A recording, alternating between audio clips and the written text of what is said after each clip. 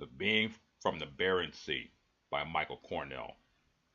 The second feature to this monster twin bill was a curiosity to me that, despite lower production values, spelled budget, outdid the marquee headliner. I wondered if my good friend Richard Gallatin of the official Avante site and a sister site on great 50s and 60s science fiction films knew about it. The Being was an obvious takeoff on the creature from the Black Lagoon three-movie series, but without the Gil underwater get-up nor Julie Adams in the first entry, whom the creature is smitten and bitten enough with to attempt to spirit her away from both Richard Carlson and rival Richard Denning.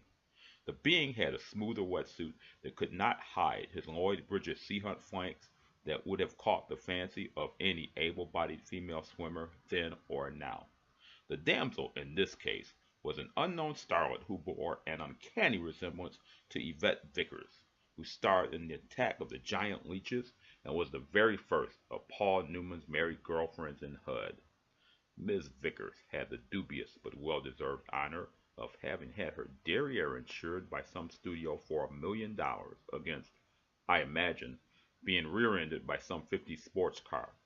I still recall a publicity still of her sharing and overflowing a piano bench with Victor Borgia in, I believe, Cavalier Men's Magazine. Now, legs were a feature of female pulchritude that had been insured before. Angie Dickinson is an actress who comes to mind who had her shapely gams covered by Lloyd's of London or AAA. I am not certain which. Well-earned coverage, too. Anyway, the Being does not win the girl either in this programmer, but probably finds a suitable alternative life's mate in the Bering, since he never returned for a sequel, much less a third follow-up like the